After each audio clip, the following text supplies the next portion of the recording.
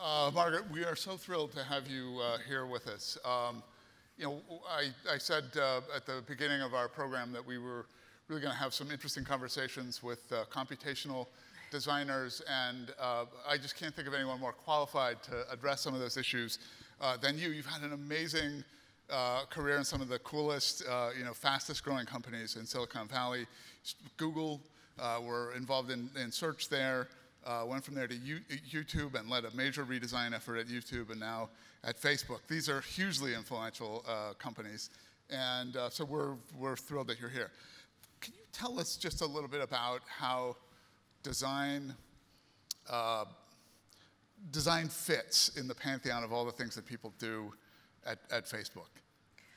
Well, you know, because of the nature of the products that we build, which are all about people and their relationships, as you can imagine, design is core to everything that we do. Right. And I think from the earliest days of the company, designers were very much in the inner circle of not just deciding how things were going to be executed, but actually what we were going to build in the first place.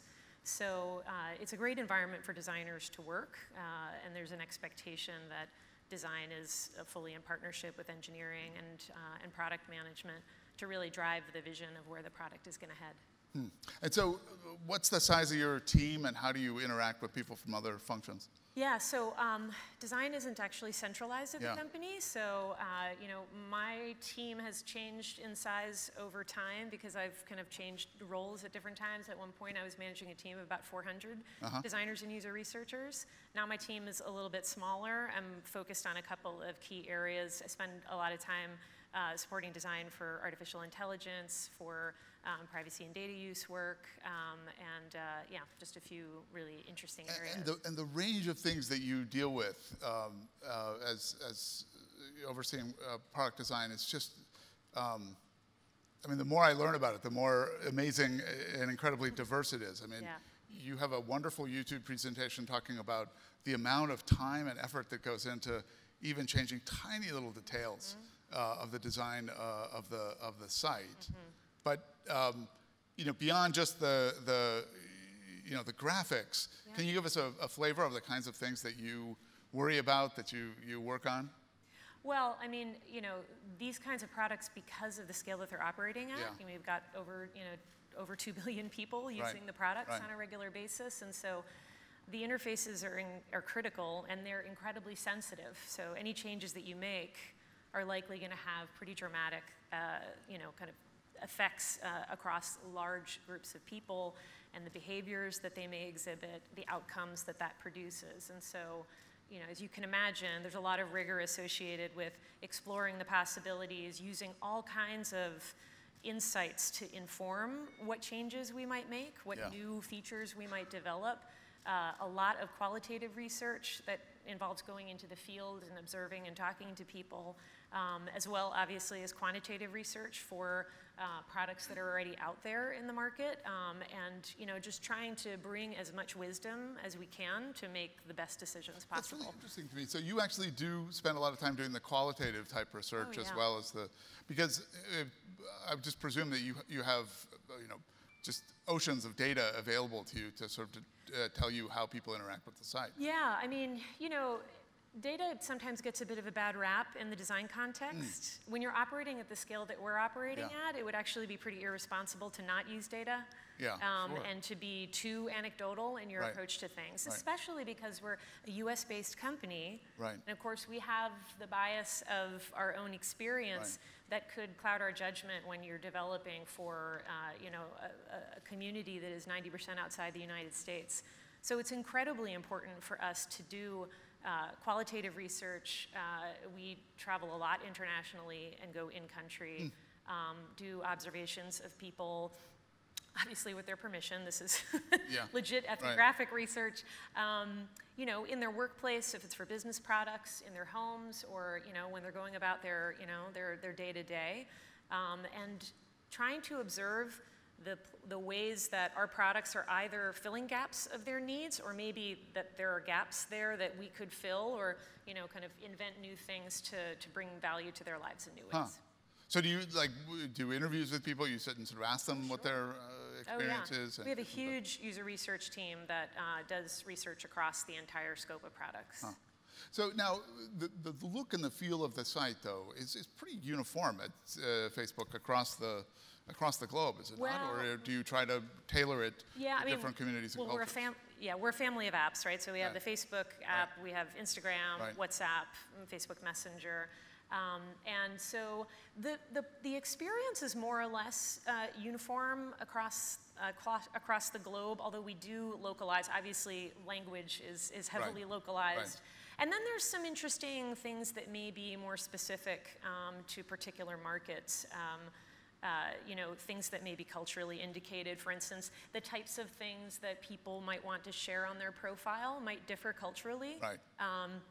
Things that might be totally normal or expected in the United States might be different in another place. And so we try to make it as common an experience as possible because it's about people connecting even across distance. And so if we forked the experience too much, that would create a little bit of dissonance. But you also have to kind of understand and respect local norms as well. Right. But I mean, theoretically, you could really customize the site in. Yeah, I mean, it's always a balancing act of the efficiencies associated with that as well, because managing a bunch of different versions of an application becomes really costly from an engineering point of view, and so there's always trade-offs that you have to measure. And do you work primarily on Facebook, or are you also involved in Instagram and the other different? So the AI work, actually, the AI technology is used across all the products, certainly when I spent the first number of years that I was at Facebook working on the business side, and the ads platform is definitely active across all of the properties. So some of the design teams are dedicated to a particular application, and then there's other teams that are working on horizontal products or services that may service the entire family of apps. That's very, very interesting. I mean, I think often we think of Facebook and everybody's sort of seen the movie or whatever, and we have this image of a company that's all these kind of programming geeks. But design has always really been just like sort of core part of the ethos of Facebook. I mean, have you seen its role within the company expanding, developing? How have you seen it change? Yeah, I mean, like I said, I think it was very much the core since the founding. And, interestingly enough, another part of my team, I don't know if you've heard about this, but we have this thing called the Analog Research Laboratory. And it's like on-site silk screening and letterpress printing. It's a whole print shop. It's actually been around for years. And I think that's such a fascinating part of the culture, because when you come into a technology company, the last thing that you expect to see is this culture around communication design. So I think, design has been, active in the company culture in a variety of ways. And I do think that it's evolved over time, especially, as we've gotten into things like AR, VR, and even deciding, or figuring out what design in the context of AI means is a really interesting space for design to get into and to say, okay, ultimately, the question that we ask ourselves is how can we humanize this space, this technology, and our approach? And that's really the common thread. But the way that plays out is going to be different from context to context.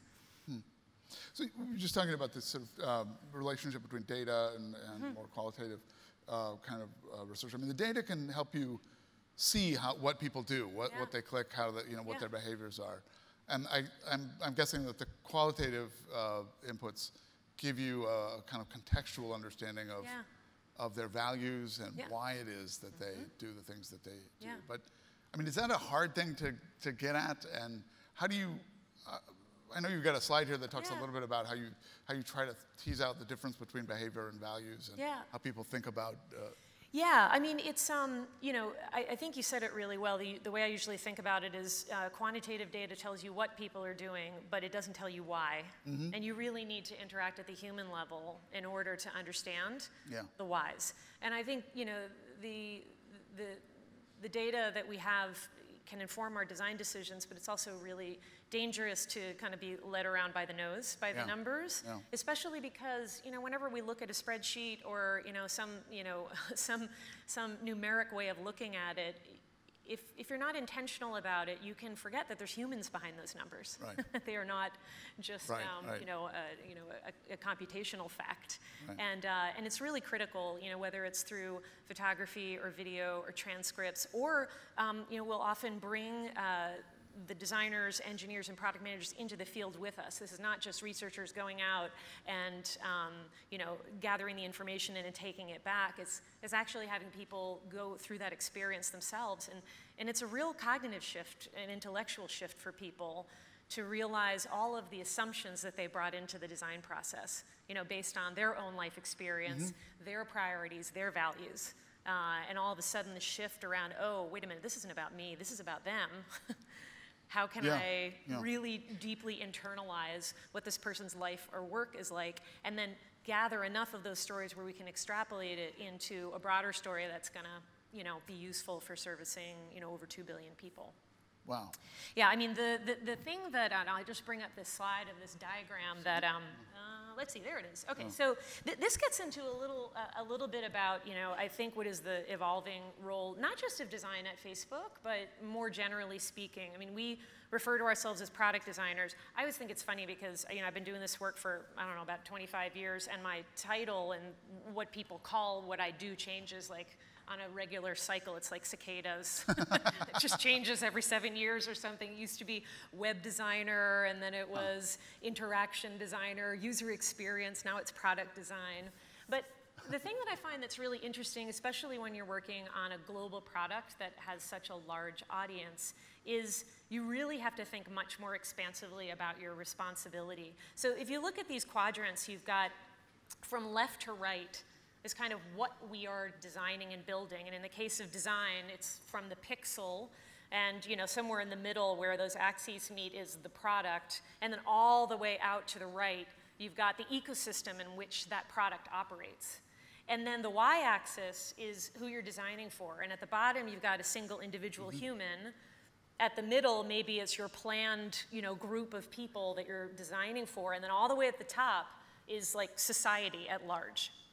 And I think that a lot of times, both our education and our experience, if we're not intentional about it as designers, makes us really comfortable in that bottom left quadrant.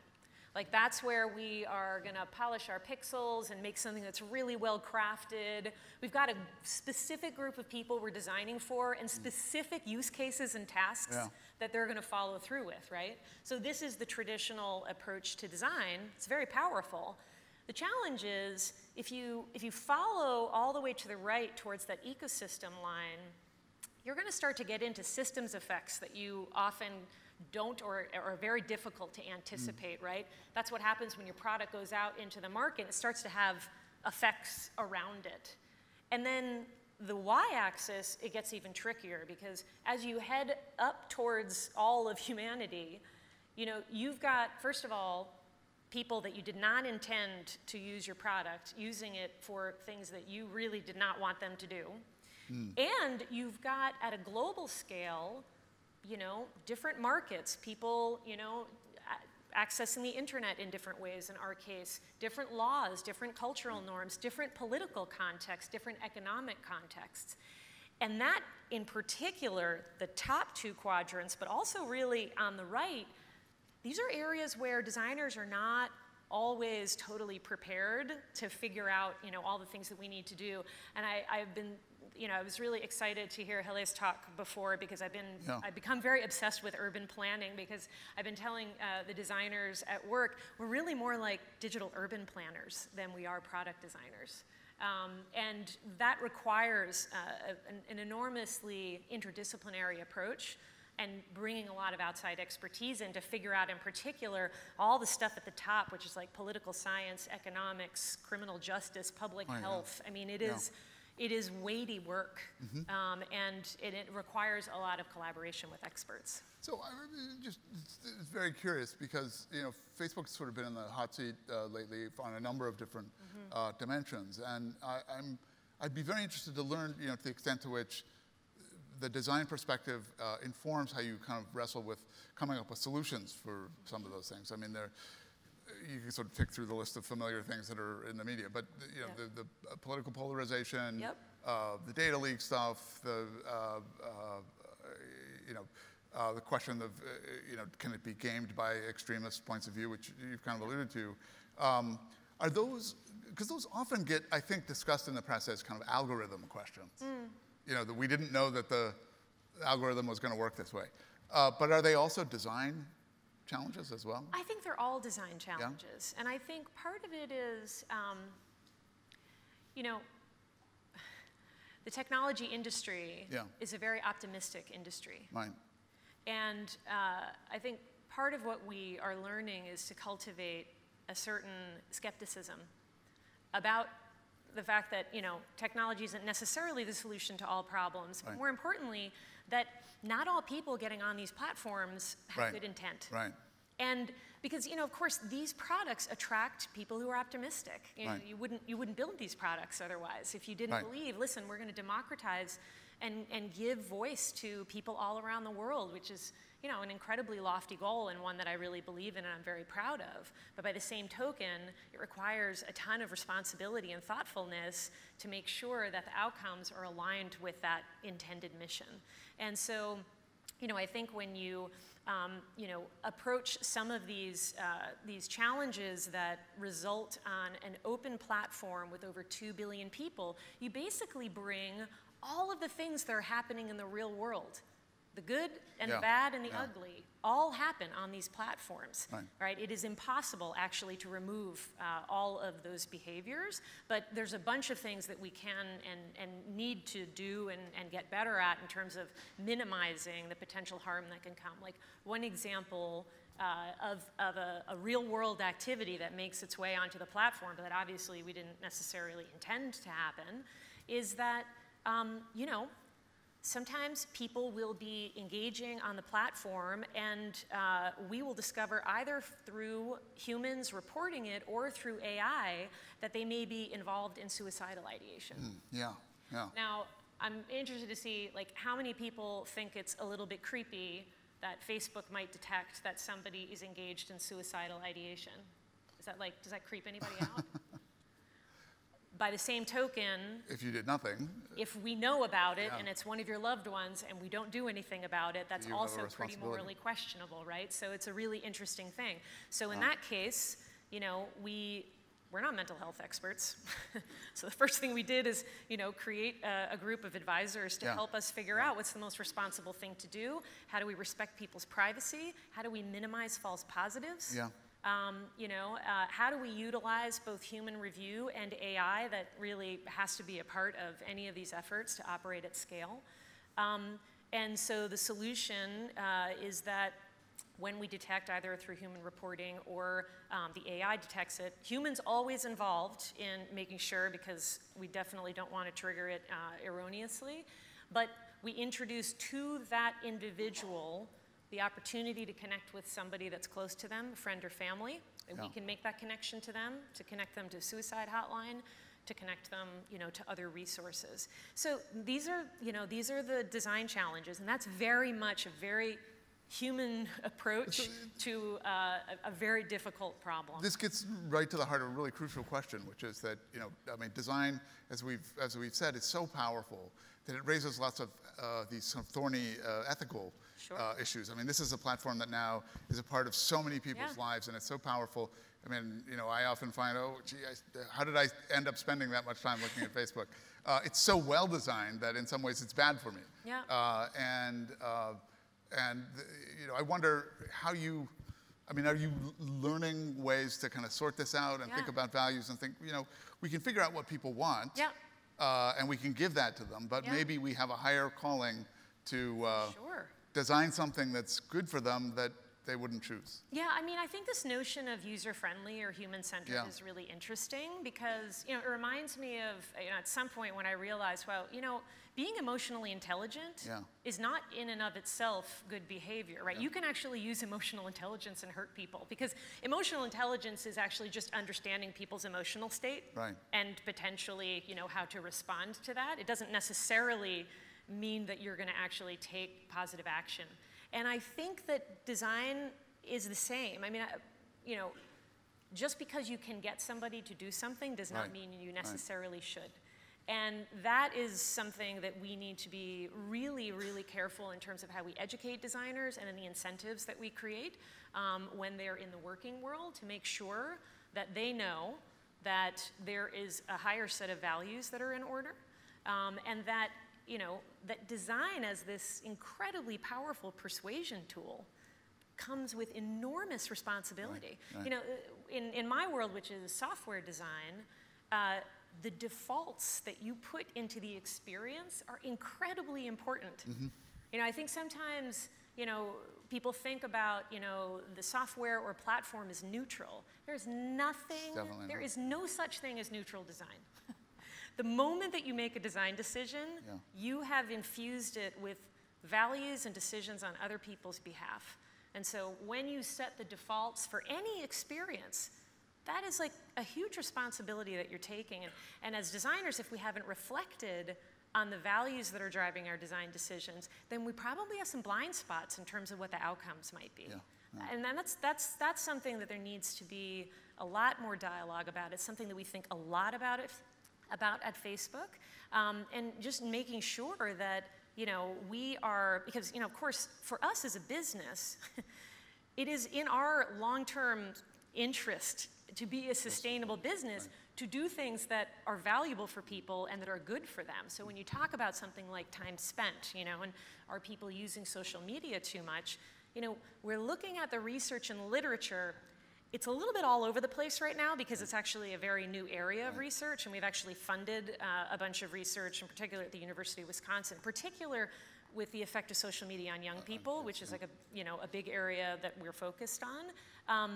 But even in the meantime, we've, you know, taken steps of, you know, changing the way newsfeed is ranked, where we actually downranked, you know, commercial and other kinds of content for friends and family, launched tools that allowed people to set time limits for themselves, so that they could be more mindful about their use. I think the tricky thing about designing for people's, I would refer to it as kind of mindful values, is that that's actually hard to intuit when you don't give them the opportunity to explicitly set it. So it's a delicate balance, right? I think the tools work well for people who are already thinking about it. The question is, how can you get folks who may not be necessarily thinking about it and still figure out how to align with, you know, what's best for them in the long run? I feel like we've just scratched the surface of what is really a very deep and fascinating conversation, but you've really, I think, got a challenging role and a fascinating job, and please join me in thanking Margaret Gold Stewart for sharing her views. Cool.